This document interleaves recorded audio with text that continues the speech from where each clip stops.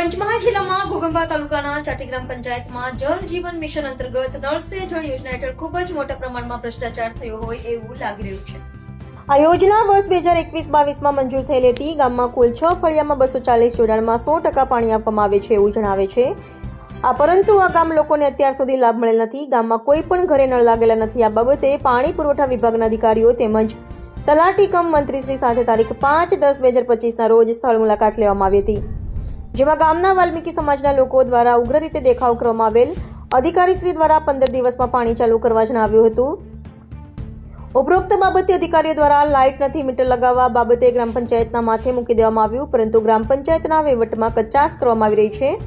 બહાના બનાવી ગામ લોકોને પાણી વિહોણા કર્યા છે। ગામમાં પાણી પુરવઠા વિભાગ દ્વારા ઘર ઘર નળ સુધી ચાલુ જ નથી તો સંપમાં પાણી કેમ ચાલુ કરે છે? મુખ્ય સંપ બોરગામથી પાઇપલાઇન દ્વારા રોજે રોજ સંપમાં પાણી ભરાઈ જાય છે અને કેટલાક ક્યુસેક પાણીનો બગાડ થઈ રહ્યો છે। આ બાબતે પંચાયત અજાણ હોય એમ લાગી રહ્યું છે। તારીખ 24/11/2025ના રોજ પાણી પુરવઠા અધિકારીશ્રી સાથે વાત કરતા એઓ પંચાયતના માથે મૂકી દીધા હતા। લોકોની એક જ માંગ છે, પાણી ચાલુ કરાવો। રિપોર્ટર દિનેશ વારિયા, પંચમહાલ।